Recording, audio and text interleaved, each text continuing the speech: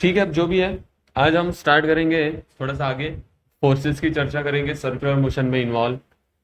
तो दो टाइप के फोर्सेस होते हैं, हमने सुने होंगे अगर, centripetal force, centripetal force, and दूसरा होता है जिसको हम लिखेंगे सीपीएफ। क्या लिखेंगे शॉर्टकट में? सीपीएफ। और दूसरा होता है सेंट्रीफ्यूगल फोर्स। ओके, और इसको लिखेंगे सीएफएफ। Okay, CFF. तो इनके बारे में चर्चा करेंगे। सबसे पहले सेंट्रीपिटल फोर्स की चर्चा करते हैं। What is an centripetal force और क्या होता है ये, और हम कैसे इसको समझ पाएंगे। तो देखो, जैसे कोई भी सर्कुलर मोशन होता है, फॉर एग्जांपल लेट्स से हमारे पास एक स्टोन है जिसको मैंने रस्सी से बांधा है और इसको मैंने हॉरिजॉन्टल सर्कल में व्हर्ल किया, घुमा दिया, तो ऐसा घूमेगा ये? यस सर, ऐसा घूमेगा। जब ऐसा घूमेगा तो ये जो स्ट्रिंग है, ये स्ट्रिंग इस स्टोन को क्या प्रोवाइड कर रही है? टेंशन। टेंशन प्रोवाइड कर रही है, और टेंशन की डायरेक्शन कौन सी होगी? ये होगी।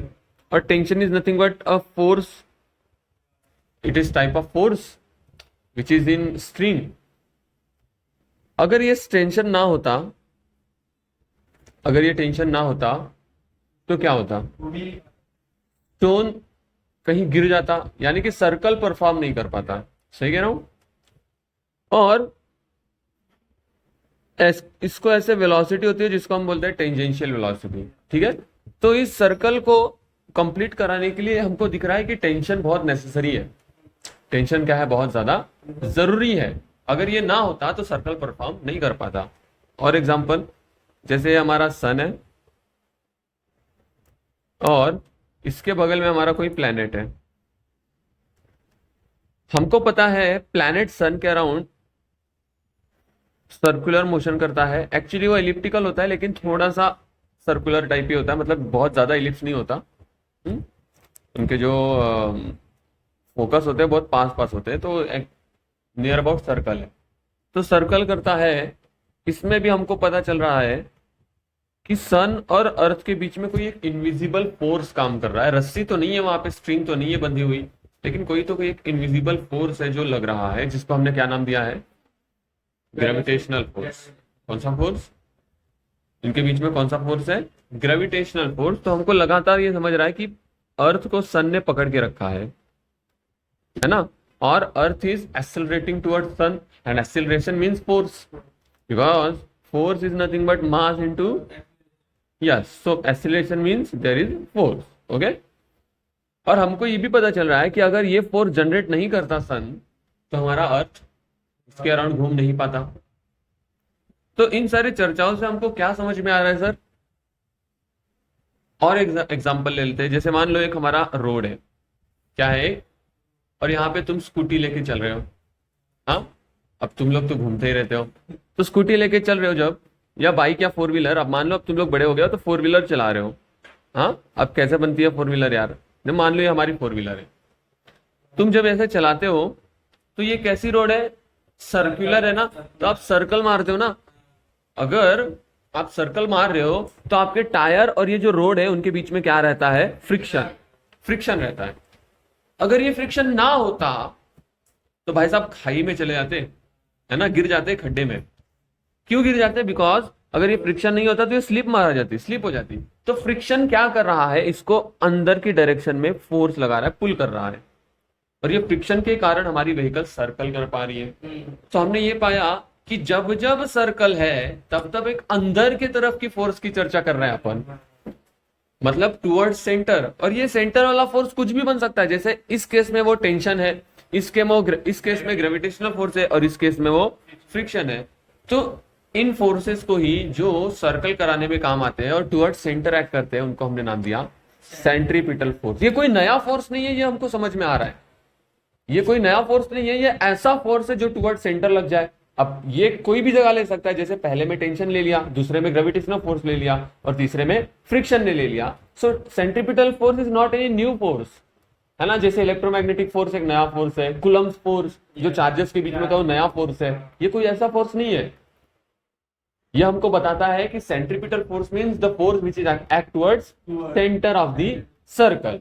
और ये क्या ऐसा फोर्स है, नेसेसरी फोर्स है for performing circular motion. Okay, समझ में आ रही है बातें। और जो सेंट्रीपिटल फोर्स है इसकी अगर हम मैग्नीट्यूड की बात करें, किसकी बात करें, मैग्नीट्यूड की बात करें, तो F C P mean centripetal force is equals to, इसका मैग्नीट्यूड होता है mv² अपॉन आर। क्या होता है, mv² अपॉन आर। अगर आप ध्यान से देखो, मैंने लास्ट लेक्चर में आपको सेंट्रीपिटल एक्सेलरेशन के बारे में पढ़ाया था और उसकी वैल्यू कितनी थी, v²/r। देखो सिर्फ और सिर्फ उसको मास से मल्टीप्लाई किया, because mass into acceleration is force, तो mass into mv² upon r is centripetal force which is magnitude. Okay, और या फिर हम लिख सकते हैं, देखो आर ओमेगा स्क्वायर भी था तो यहाँ पे m लगा दिया, एम आर ओमेगा स्क्वायर, ये भी है magnitude of centripetal force. What is direction of this force, toward centre. So अगर आप वेक्टर क्वांटिटी टाइप लिखना चाहो तो ये हो जाएगा F C P bar is minus mv² upon R cap, या फिर minus m omega square R bar. समझ में आ रही है बातें। तो ये होता है सेंट्रीपिटल फोर्स। नेगेटिव साइन आपको मैंने बताया था जो एक्सेलरेशन के लिए है ना, इसलिए। समझ में आ रही है बातें। तो ये हो गया हमारा सेंट्रीपिटल फोर्स। अब next kind of force is centrifugal force. Centrifugal force next is centrifugal force. Sir centripetal तो समझ में आ गया, व्हाट इज सेंट्रीफ्यूगल फोर्स।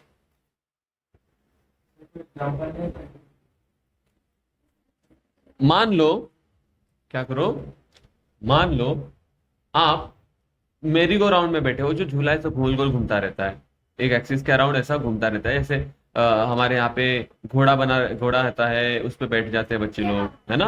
और वो, अरे महालक्ष्मी गए थे कि नहीं तुम लोग, नहीं गए। अरे यार महालक्ष्मी नहीं गए तुम लोग। ऐसे देखो, ऐसे देखो, देखो कितना अच्छा ड्राइंग बना दिया मैंने, सुंदर सा एक, समझ में तो आ ही रहा होगा, है ना। ऐसे ऐसे ऐसे ऐसे ऐसे घूमता रहता है वो झूला, झूले पे बैठ के बच्चे लोग, है ना।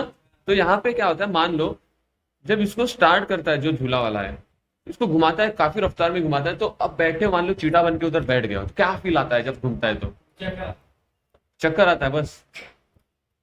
पकड़ के बैठते हो या ऐसे ही बैठते हो बिंदास, क्यों भाई पकड़ के क्यों बैठते हो, गिर क्यों जाओगे।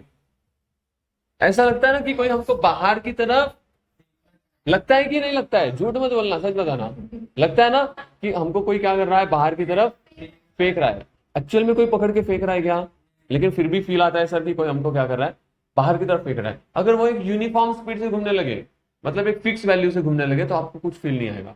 आप आंखें बंद कर लोगे तो भी आपको लगेगा कि आप रेस्ट पे बैठे हो, हाँ। लेकिन जैसे ही वो रफ्तार बढ़ाने लगता है, आपको क्या फील आने लगता है, बाहर की तरफ कोई फेंक रहा है। तो ये जो बाहर की तरफ कोई फेंक रहा है, वो किसी मटेरियल ने या किसी बॉडी ने आपके ऊपर तो लगाया नहीं था force.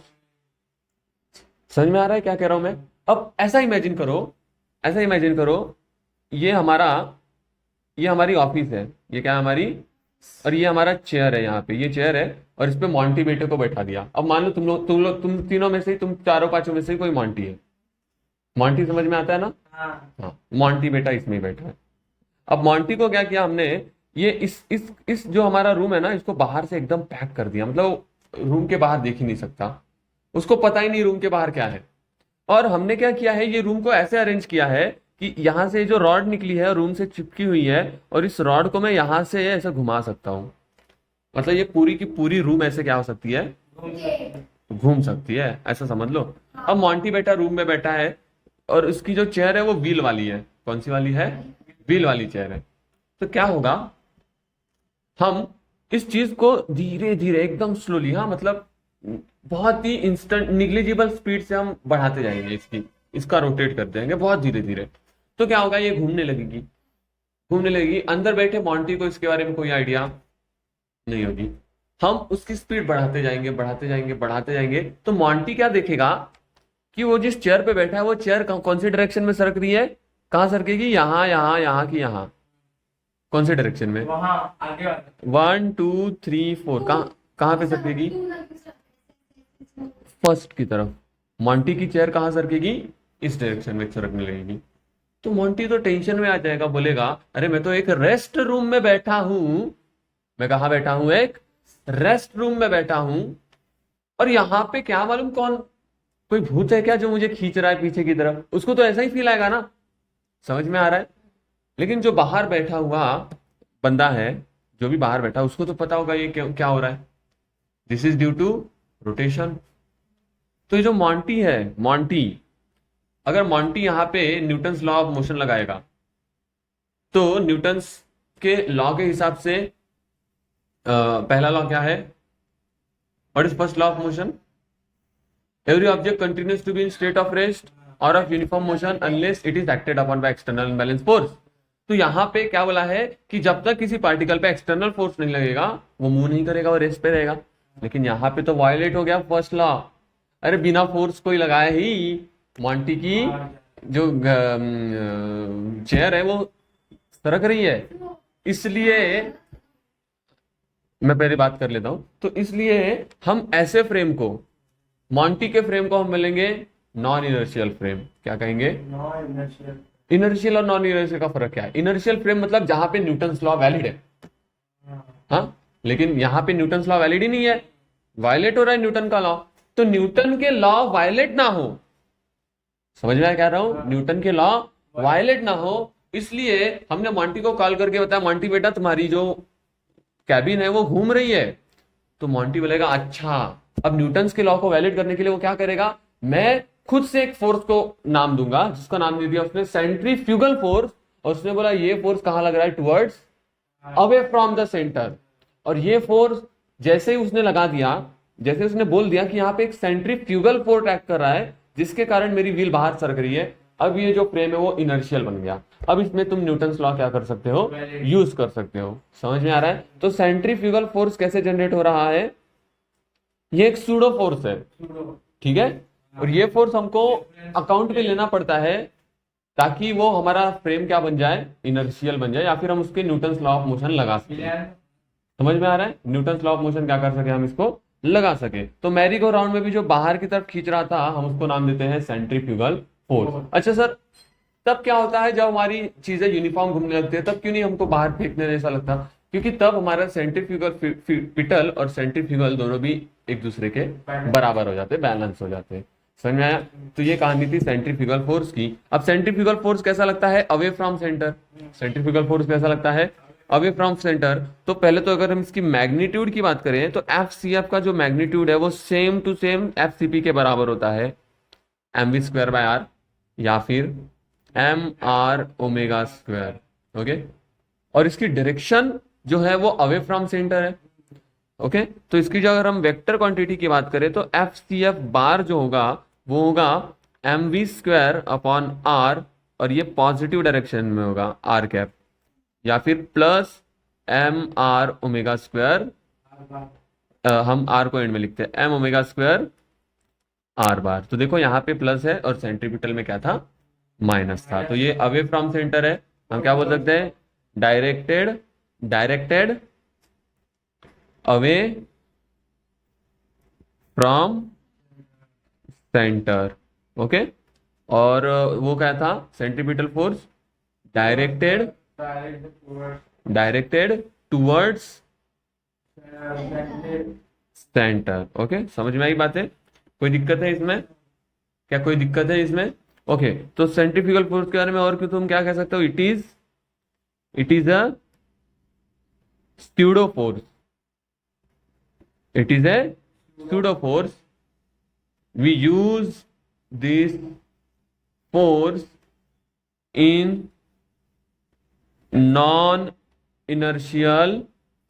non-inertial frame. Okay, we use this force in, force लिखना था, फॉर क्यों लिख दिया मैंने? Force in non inertial frame. What is non inertial frame? What is non inertial frame? Where Newton's laws are not obeyed, या फिर valid, जो भी बोलो। ओके, तो to make Newton's law obey we use centrifugal force और we can say pseudo forces.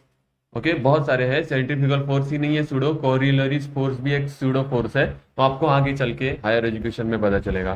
ठीक है, कोरिलरीज forces, okay, ये भी एक सूडो फोर्स होता है। ओके, तो ये थी हमारी सेंट्रीपिटल और सेंट्रीफ्यूगल फोर्स की कहानी। ठीक है, तो हमने सर्कुलर मोशन को पढ़ा है, तो हम देखने वाले हैं